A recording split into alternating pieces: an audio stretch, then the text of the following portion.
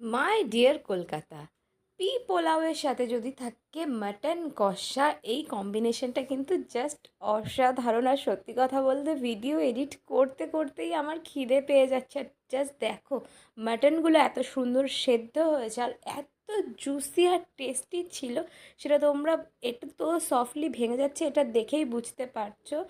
খাওয়াটা কিন্তু বেশ দারুণ ছিল।